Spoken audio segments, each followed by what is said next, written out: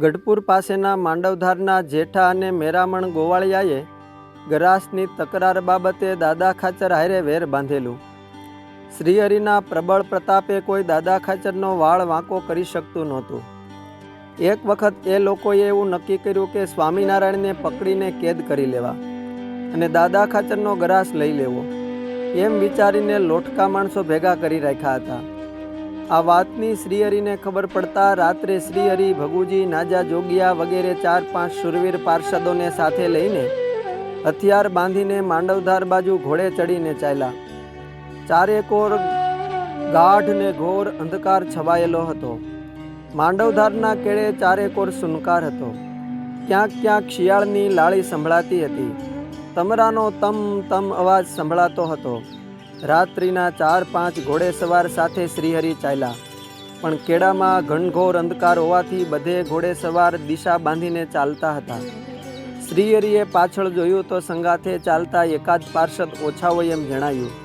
એટલે મહારાજે ઘેરે રાગે સાદ કર્યો કે લા પાળાઓ, આમાં એક ઓછો કેમ દેખાય છે? કોણ પાછળ રહી ગયું? ભગુજીએ તપાસ કરી તો નાજા જોગ્યા દેખાયા નહીં. શ્રીજી મહારાજે તપાસ કરાવી તો નાજા જોગ્યા અવળા રસ્તે વિખૂટા પીડા હોય એવું માલુમ પડ્યું. તુરત જ એક પાર્ષદ જઈને એમને પકડીને પાછા લઈ આવ્યા. મહારાજે કહ્યું કે નાજા ક્યાં વયો ગયો હતો? કેમ નોખો પડી ગયો? ક્યાંક જાવું હોય તો પેલા કેવું તો જોઈએ ને. શ્રીહરિના આકરા શબ્દો સાંભળીને નાજા જોગિયા બોલ્યા કે મહારાજ, હું રતાંધળો છું. તે રાતે અંધારામાં મને દેખાતું નથી. તે મને દેખાયું નહીં, તેથી હું તમારા સૌથી અલગ રસ્તે નોખો પડી ગયો હતો. મહારાજ કહે તો પેલા કેવું હતું ને કે રતાંધળાનો રોગ હોવાથી મને કંઈ સૂઝતું નથી રાતે. આપણે સૌ તો ધીંગાણે લડવા જઈએ છીએ, ત્યાં થોડા મહેમાન ગતિ કરવા જઈએ છીએ.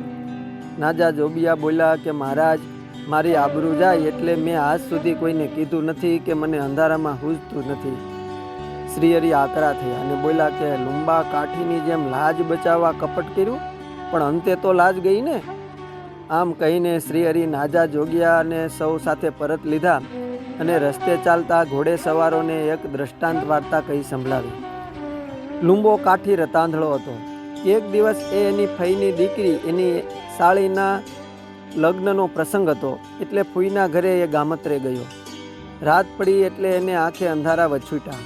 તે દેખાતું બંધ થયું. લુંબો તો ઢોલીએ ચડીને બેઠો હતો. સાંજ પડી એટલે એના ફૂઈએ એને વાળું કરવા ઓસરીમાં બોલાવ્યો. લુંબો દિવાલે હાથ ફેરવતો ફેરવતો હાલ્યો તે ઓસરીની અવળી દિશમાં હાલતો થયો.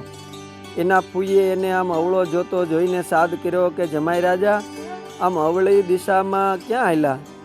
લુંબો પોતાનું અંધપણું ઢાંકવા બોલ્યો કે મારે નવા મકાન કરવા છે, તે તમારા ઘરની દિવાલ જોઉં છું. તમે મકાન સારા કર્યા છે તે દિવાલનું માપ લઉં છું. એમ કહીને ત્યાંથી પાછા આવીને ઓસરીમાં જમવા બેઠો. એના ફૂઈએ જમવા સારું થાળી પીરસી, પણ ઓસરીની કોરે ભેંસની પાડી બાંધેલી. એની જીભ લલચાણી. તે પાડી રોટલો ખાઈ ગઈ. લુંબાને કાંઈ દેખાયું નહીં એટલે ખબર ન પડી. ફૂઈ આ જોઈને બોલ્યા કેલા જમાઈરાજ, આ પાડરું થાળીમાંથી રોટલો ખાઈ ગઈ તો એ કેમ હડકારી નહીં? લુંબો બોલ્યો કે અમારા કટમમાં એવો નિયમ છે કે એકાદ જીવને જમાડીને જમવું, એટલે પાડરુંને રોટલો ખાવા દીધો. ફૂઈ ઊભા થયા અને લુંબાને એક દંડીકો આપ્યો ને કહ્યું કે જમાઈ લ્યો, આ હાથ વગો રાખો, પાડરું હવે આવે તો ફટકારજો. એમ કહીને બીજો રોટલો થાળીમાં મૂક્યો અને શાકનું તપેલું લેવા રસોડામાં ગયા. જેવા શાક લઈને આવીને પીરસવા ગયા, એ અવાજ આવ્યો. ત્યાં પાડરું ફરીને આવ્યું જાણીને લુંબાએ દંડીકો ઉપાડીને દીધો ફૂઈના હાથ ઉપર. લોટકા જમાઈનો દંડીકો ખાઈને ફૂઈ તો ગોટો વળી ગયા ને બોલ્યા કે લુંબડા, વાગી રે વાગી.